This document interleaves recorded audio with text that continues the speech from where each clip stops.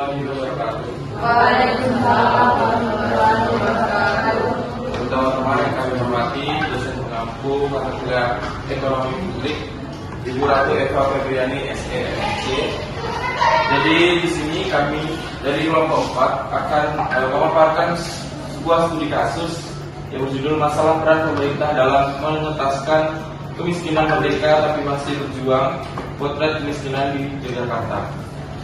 Anggota dari kelompok 4, saya sendiri sebagai moderator, Hasan Negara Hidayat, dan rekan-rekan saya. Saya Lestari, saya Rina Tadi, Saya Prawijin Pasarendra. Saya Selalu. Baik, selanjutnya materi juga saya akan membacakan. Pemerintah memiliki peran sentral dalam menanggulangi kemiskinan, baik melalui kebijakan ekonomi, program bantuan sosial, maupun pembangunan infrastruktur yang mendukung kesejahteraan masyarakat. Namun, tantangan besar masih dihadapi dalam pelaksanaan program-program tersebut, seperti kurangnya koordinasi, kebocoran anggaran, serta ketidaktepatan sasaran. Oleh karena itu, evaluasi terhadap efektivitas peran pemerintah dalam mengentaskan kemiskinan menjadi sangat penting. Selanjutnya materi yang akan dijelaskan oleh Saudara Latif. Selain itu, kemiskinan di beberapa daerah seperti daerah istimewa Yogyakarta masih menjadi permasalahan yang cukup serius. Meskipun Yogyakarta dikenal sebagai pusat budaya dan pendidikan, data menunjukkan bahwa tingkat kemiskinan di Jogja secara konsisten lebih tinggi dibandingkan dengan rata-rata nasional. Pada tahun 2014, tingkat kemiskinan di Yogyakarta yaitu mencapai puncaknya di 14,55% sampai tahun 2024 dengan 10,82%. Kesenjangan antara pusat dan kota dan daerah pinggiran terlihat jelas. Wilayah pedesaan seperti Gunung Kidul dan Kulon Progo masih tertinggal dalam akses pendidikan, infrastruktur, dan peluang ekonomi. Baik, selanjutnya yaitu rumusan masalah. Yang pertama yaitu bagaimana peran pemerintah dalam mengentaskan kemiskinan di Indonesia. Yang kedua yaitu apa saja kelemahan pemerintah dalam menjalankan program pengentasan kemiskinan. Yang ketiga yaitu kekuatan apa yang dimiliki pemerintah dalam upaya mengurangi kemiskinan. Yang keempat yaitu solusi apa yang dapat diterapkan untuk meningkatkan efektivitas peran pemerintah dalam mengentaskan kemiskinan. Dan yang kelima yaitu apa saja persyaratan yang harus dipenuhi agar solusi yang ditawarkan dapat berhasil dan apakah persyaratan tersebut sudah terpenuhi. Mungkin itu saja, saya kembalikan ke moderator. Baik, materi selanjutnya akan dilanjutkan oleh kepada Ibu. Baik, materi selanjutnya yaitu pembahasan. Yogyakarta dengan sejarah panjangnya sebagai pusat budaya dan pendidikan di Indonesia menyimpan cerita yang kontras di balik kemegahannya. Meskipun dikenal sebagai salah satu destinasi wisata dan pendidikan utama, Yogyakarta masih harus berjuang menghadapi tantangan besar, yaitu kemiskinan. Seperti yang teman-teman lihat, itu ada perbandingan tingkat kemiskinan antara nasional, Jawa Tengah, dan daerah istimewa Yogyakarta. Persentase kemiskinan di daerah istimewa Yogyakarta secara konsisten lebih tinggi dibandingkan dengan Jawa Tengah. Dan rata-rata nasional sepanjang periode ini, pada tahun 2014, tingkat kemiskinan daerah istimewa Yogyakarta mencapai puncaknya di 14,55%. Dan meskipun ada penurunan dari tahun ke tahun, angka ini tetap tinggi hingga 2024 dengan 10,82%. Grafik ini mengidentifikasikan bahwa meskipun terdapat perbaikan dalam pengurangan kemiskinan secara keseluruhan, daerah istimewa Yogyakarta tetap menghadapi tantangan yang lebih besar dibandingkan dengan Jawa Tengah dan rata-rata nasional. Tingginya persentase kemiskinan di daerah istimewa Yogyakarta menunjukkan bahwa wilayah ini mungkin memerlukan perhatian dan interpretasi khusus untuk mengatasi masalah kemiskinan yang lebih kompleks. Next. Selanjutnya ini ada jumlah miskin menurut kabupaten atau kota di Yogyakarta. Data ini menunjukkan kontras tajam antara kabupaten dengan kemiskinan tinggi dan kota-kota yang berhasil menurunkannya. Wilayah pedesaan dengan akses terbatas terhadap infrastruktur dan peluang ekonomi cenderung memiliki kemiskinan lebih tinggi, sementara kota-kota besar yang lebih berkembang memiliki kemiskinan jauh lebih rendah. Di daerah istimewa Yogyakarta, daerah dekat pusat ekonomi seperti Sleman dan Kota Yogyakarta rendah, sedangkan daerah terpencil seperti Bantul dan Gunung Kidul menghadapi tantangan kemiskinan yang lebih besar. Mungkin hanya itu materi dari saya kembalikan ke moderator. Terima kasih kepada Rina. Materi selanjutnya akan dilanjutkan oleh Mas Dokter. Assalamualaikum warahmatullahi wabarakatuh. Assalamualaikum warahmatullahi wabarakatuh. Slide ini menunjukkan perbandingan UMP, DIY dan Jawa Tengah pada tahun 2024. UMP tertinggi terdapat di kota besar dengan pusat ekonomi seperti Semarang sebesar 3.200.000 dan Yogyakarta 2.400.000. Ini karena peluang ekonomi yang lebih besar dan standar hidup yang lebih tinggi. UMP terendah ada di Brebes sebesar 2.100.000 dan Kebumen sebesar 2.120.000 yang masih menghadapi keterbatasan akses terhadap industri besar dan ekonomi yang berkembang lebih lambat. Perbedaan UMP ini mencerminkan disparitas ekonomi antar wilayah yang dipengaruhi oleh faktor industri, investasi, dan infrastruktur. Baiklah, saya kembalikan ke moderator. Terima kasih kepada kita. Selanjutnya akan dilanjutkan oleh kepada saya. Baik, terima kasih kepada moderator. Di sini saya akan melanjutkan materi 4, yaitu kelemahan pemerintah dalam kasus ini. 1. Kurangnya data yang akurat. Banyak program bantuan sosial yang tidak tepat sasaran akibat basis data penerima manfaat yang tidak mutakhir. Hal ini menyebabkan banyak warga miskin yang seharusnya mendapatkan bantuan malah terlewatkan. Sementara ada individu yang tidak miskin tetapi tidak tetap menerima bantuan. 2. Yaitu birokrasi yang rumit. Proses administrasi yang berbelit-belit menghambat isi bantuan dan implementasi program. Banyak masyarakat miskin yang kesulitan dalam mengakses bantuan akibat persyaratan administrasi yang kompleks. 3. Kooperasi dan penyalahgunaan anggaran. Banyak kasus menunjukkan adanya penyalahgunaan dana bantuan sosial yang seharusnya digunakan untuk masyarakat miskin. Akibatnya, efektivitas program penuntasan kemiskinan menjadi berkurang. 4. Ketimpangan regional. Program penuntasan kemiskinan cenderung lebih berhasil di daerah perkotaan dibandingkan pedesaan, di mana akses terhadap fasilitas dasar masih sangat terbatas. Hal ini sangat terlihat dalam kasus DIY, di mana wilayah pedesaan seperti Gunung Kidul dan Kulon Progo memiliki tingkat kemiskinan yang lebih tinggi dibandingkan daerah perkotaan seperti Sleman dan Kota Yogyakarta. Yang kelima, kurangnya partisipasi masyarakat. Kurangnya keterlibatan masyarakat dalam penyusunan dan pelaksanaan kebijakan menghambat keberhasilan program. Program yang dibuat tanpa mempertimbangkan kondisi lokal seringkali tidak berjalan dengan baik di lapangan. Selanjutnya 5. Kekuatan pemerintah dalam kasus ini. 1. Kapasitas fiskal yang besar. Pemerintah memiliki anggaran yang cukup besar untuk menjalankan berbagai program penuntasan kemiskinan. 2. Regulasi dan kebijakan yang mendukung. Pemerintah telah mengeluarkan berbagai kebijakan seperti program Keluarga Harapan atau PKH, bantuan langsung tunai BLT, dan Kartu Indonesia Pintar KIP untuk membantu masyarakat miskin. Yang ketiga, jaringan dan infrastruktur yang luas. Pemerintah memiliki jangkauan yang luas dalam menyalurkan bantuan hingga ke daerah terpencil. Keempat, kemitraan dengan sektor swasta dan lembaga internasional. Adanya kolaborasi dengan sektor swasta dan lembaga internasional memperkuat efektivitas program penuntasan kemiskinan. Dan yang terakhir, potensi pendidikan di DIY. DIY memiliki keunggulan sebagai pusat pendidikan dengan rata-rata lama sekolah yang tinggi. Misalnya kota Yogyakarta memiliki rata-rata lama sekolah 12,11 tahun.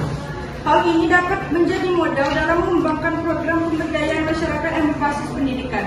Baik, itu saja materi dari saya kembalikan kepada moderator. Terima kasih saya atas jawabannya. Selanjutnya akan dilanjutkan oleh Wiwi kepada Wiwi. Selanjutnya, solusi yang ditawarkan oleh Kementerian. Pertama itu digitalisasi data penerimaan manfaat. Salah satu permasalahan utama dalam program penuntasan kemiskinan adalah ketidakakuratan data penerimaan manfaat. Untuk mengatasi masalah ini, pemerintah dapat menerapkan digitalisasi data penerima manfaat dengan menggunakan teknologi informasi yang canggih. Selanjutnya, penyederhanaan birokrasi. Sistem birokrasi yang panjang dan berbelit-belit seringkali menghambat pendistribusian bantuan sosial kepada masyarakat miskin. Selanjutnya, pemberantasan korupsi dalam program bantuan sosial. Korupsi merupakan salah satu faktor utama yang menyebabkan program bantuan sosial tidak berjalan secara optimal. Selanjutnya, pengembangan ekonomi lokal untuk kemandirian masyarakat. Strategi pengembangan sosial lokal yang dapat diterapkan, yang pertama itu satu, dukungan bagi usaha mikro kecil dan menengah UMKM. Kedua, pengembangan pariwisata berbasis komunitas. Yang ketiga, peningkatan akses pasar bagi produk lokal. Yang keempat, peningkatan partisipasi masyarakat dalam perencanaan program.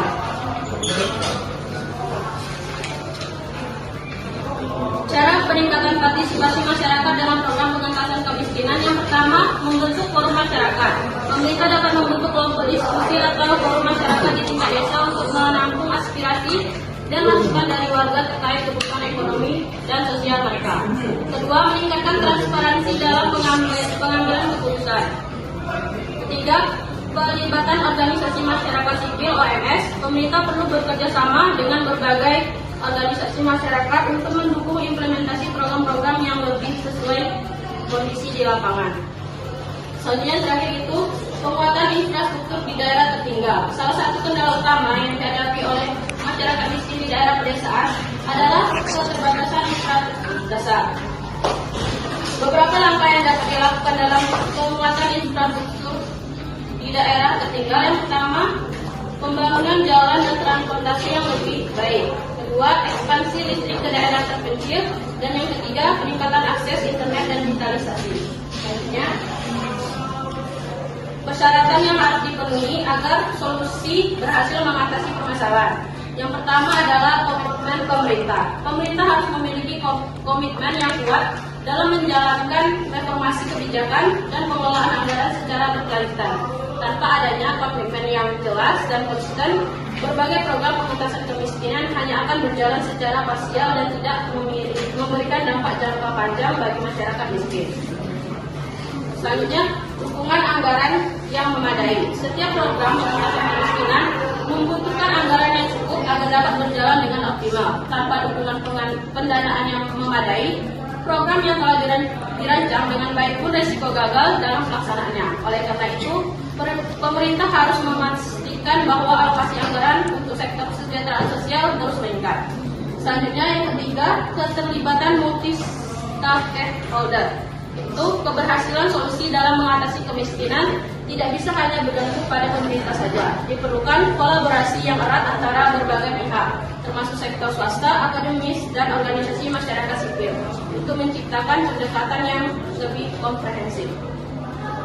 Yang keempat itu penerapan teknologi yang tepat. Pemanfaatan teknologi sangat penting dalam memastikan efektivitas program pengentasan kemiskinan, terutama dalam hal digitalisasi data penerima manfaat, peningkatan akses informasi, serta efisiensi dalam pendistribusian bantuan sosial. Yang kelima, pengawasan yang ketat. Diperlukan sistem pengawasan yang independen dan transparan agar berbagai kebijakan dalam program yang telah dirancang dapat berjalan sesuai rencana serta bebas penyalahgunaan dana. Yang keenam, perubahan mindset dan pendidikan masyarakat.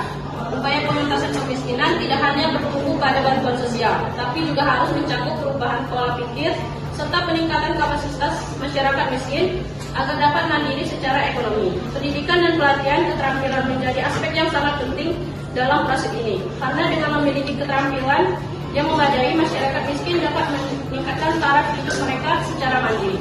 Itu saja yang dapat saya sampaikan. Saya kembalikan kepada. Terima kasih kepada Wiwi. Baik, selanjutnya kami buka sesi tanya jawab kepada teman-teman yang ingin memberikan pertanyaan kepada keluarga kami persilahkan. Izin, saya ingin bertanya. Perkenalkan, saya Laras dari perwakilan kelompok 1. Saya ingin bertanya dengan kelompok 4, yaitu bagaimana keterlibatan sektor swasta dan lembaga internasional dapat membantu pemerintah dalam mengentaskan kemiskinan, terutama di daerah istimewa Yogyakarta. Terima kasih.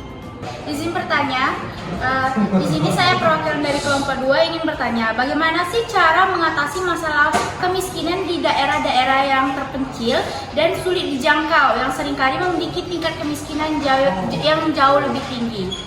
Terima kasih. Izin, saya dari kelompok 3.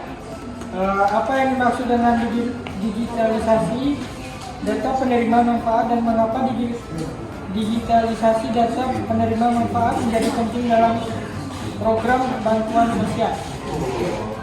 Izin bertanya, saya perkenalkan saya Adrian. Kami dari kelompok 8 ingin bertanya bagaimana aktivitas program bantuan sosial seperti PKH dan BPNT dalam meningkatkan kesejahteraan masyarakat miskin. Saya bertanya, kenalkan nama saya Maulana Madanin dari kelompok 5. Jadi setelah penjelasan dari kalian tadi, pertanyaan saya, apa faktor utama yang menyebabkan kesenjangan kemiskinan antara kota besar dan daerah pedesaan di Yogyakarta? Itu saja, terima kasih. Izin bertanya, perkenalkan nama saya Nabil Amanda dari kelompok 6. Bagaimana pemerintah dapat mengatasi masalah kemiskinan yang kompleks dan multifaktor di Yogyakarta dan apa saja strategi yang dapat diambil? Perkenalkan, nama saya Muhammad Amir Samad Nugraha dari kelompok 7. Saya ingin bertanya apa saja tantangan utama dalam menerapkan sistem anggaran berbasis nol di sektor publik dan bagaimana pendekatan ini dapat meningkatkan efisiensi pengeluaran pemerintah. Sekian. Terima kasih kepada kawan-kawan semuanya yang memberikan pertanyaan kepada kelompok kami. Setelah ini akan kami jawab untuk kelompok 1 akan dijawab oleh Wiwin. Kepada Wiwin, silakan. Baiklah, di sini saya akan menjawab pertanyaan dari kelompok 1 yaitu dari Laras. Pertanyaannya, bagaimana keterlibatan sektor swasta dan lembaga internasional dapat membantu pemerintah dalam mengentaskan kemiskinan di daerah istimewa Yogyakarta? Sektor swasta dan lembaga internasional dapat membantu mengurangi kemiskinan di daerah istimewa Yogyakarta dengan membuka lapangan kerja, memberikan pelatihan keterampilan, serta mendukung usaha agar lebih berkembang. Selain itu, mereka juga bisa berkontribusi dalam pembangunan infrastruktur seperti akses internet dan transportasi yang mempermudah masyarakat mendapatkan peluang ekonomi. Program sosial seperti beasiswa dan layanan kesehatan juga dapat meningkatkan kesejahteraan masyarakat yang kurang mampu. Dengan kerjasama ini, masyarakat daerah istimewa Yogyakarta bisa memiliki peluang lebih besar untuk meningkatkan taraf hidup mereka. Bagaimana Saudari Laras? Baik, pertanyaan selanjutnya dari kelompok 2 yang akan dijawab oleh Cahya. Kepada Cahya, silakan. Terima kasih kepada moderator. Di sini saya akan menjawab pertanyaan dari kelompok 2 yaitu menikah. Pertanyaannya, bagaimana cara mengatasi masalah kemiskinan di daerah-daerah terpencil dan sulit dijangkau yang seringkali memiliki tingkat kemiskinan lebih tinggi. Cara mengatasi kemiskinan di daerah terpencil membutuhkan pendekatan yang holistik dan berkelanjutan. Beberapa langkah yang bisa dilakukan yaitu 1. Peningkatan infrastruktur, membangun jalan, jembatan, listrik dan internet untuk membuka akses ke pasar dan layanan dasar. Yang kedua, pemberdayaan ekonomi lokal seperti mendorong pertanian, perikanan atau industri kreatif berbasis potensi daerah dengan pelatihan dan bantuan sosial.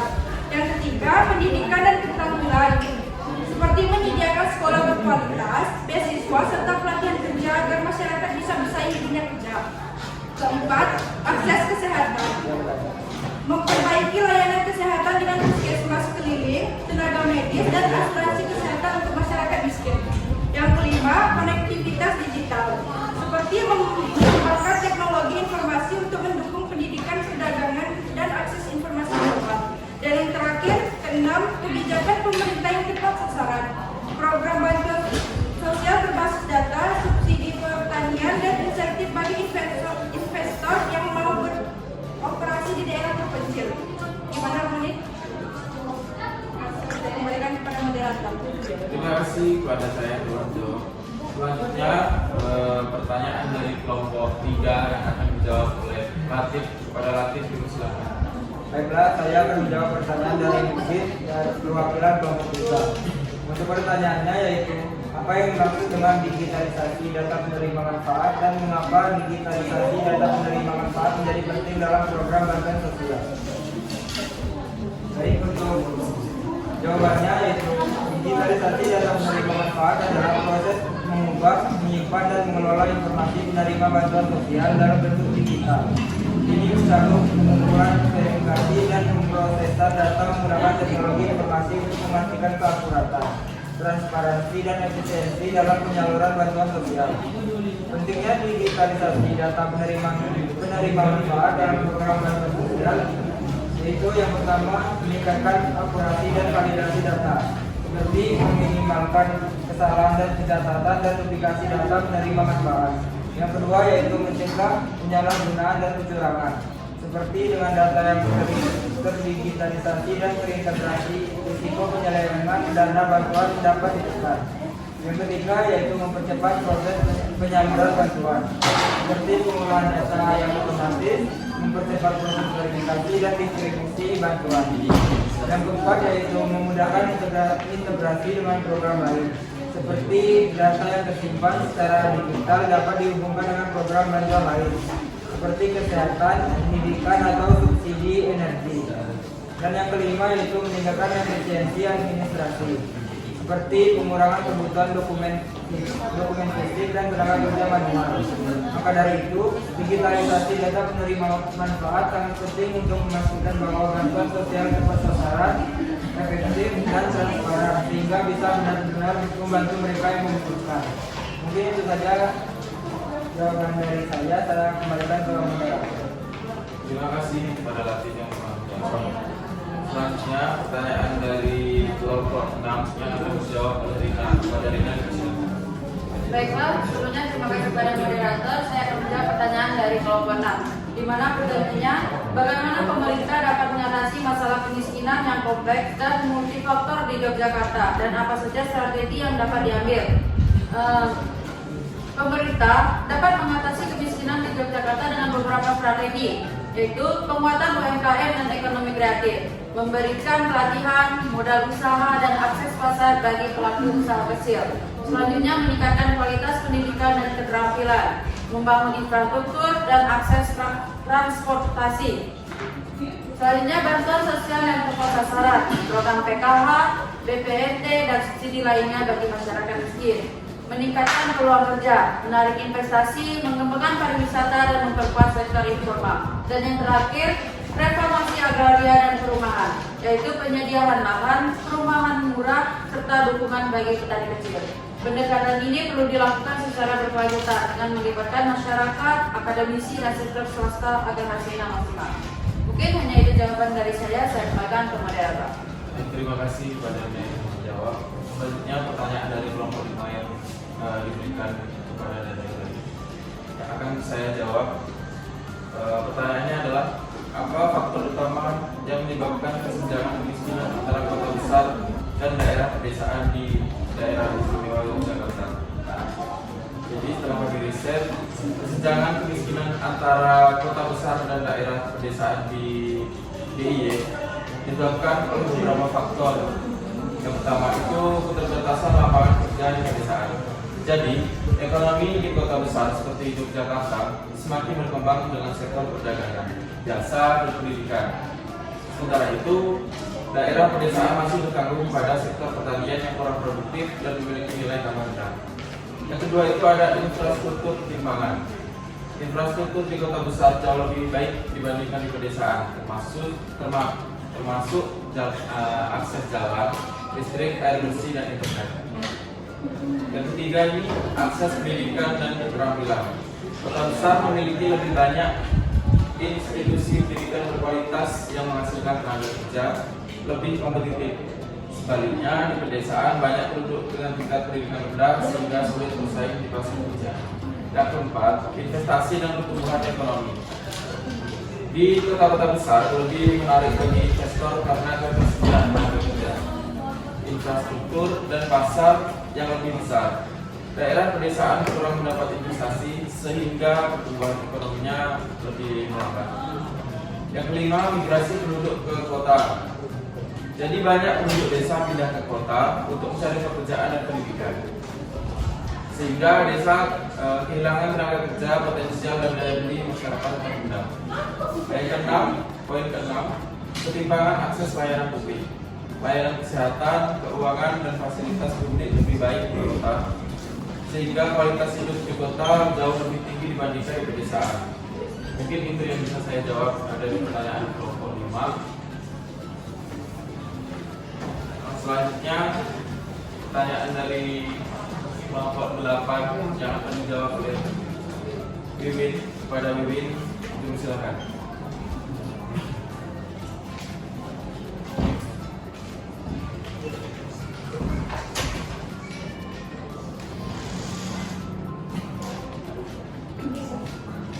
Baik, di sini saya akan menjawab pertanyaan dari kelompok 8, yaitu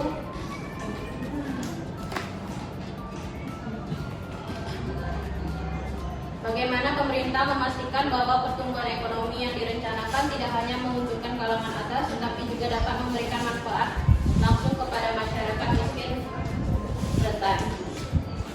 Jawabannya, pemerintah dapat memastikan pertumbuhan ekonomi yang inklusif dengan tentu subsidi dan bantuan sosial, memberikan bantuan langsung seperti BLT, subsidi pendidikan dan kesehatan untuk masyarakat miskin. Yang kedua, peningkatan upah dan ketenaga kerjaan, itu mendorong kebijakan upah minimum yang layak dan menciptakan lebih banyak lapangan kerja berkualitas. Yang ketiga, pendidikan dan pelatihan, memperluas akses pendidikan dan pelatihan keterampilan agar masyarakat miskin bersaing di pasar kerja. Yang keempat, dukungan UMKM, memberikan kredit lunak, pelatihan dan akses pasar bagi usaha kecil agar mereka bisa tumbuh. Dan yang terakhir, pembangunan infrastruktur merata, memastikan pembangunan tidak hanya di kota besar tetapi juga di daerah terpencil agar akses ekonomi lebih adil. Dengan kebijakan ini, pertumbuhan ekonomi bisa dirasakan oleh seluruh lapisan masyarakat, bukan hanya kalangan atas. Ini saja yang bisa saya sampaikan. Kembalikan kepada moderator. Terima kasih kepada Wiwin yang telah menjawab pertanyaan dari kelompok 8. Selanjutnya kelas pertanyaan dari kelompok 7 yang akan dijawab oleh Rina.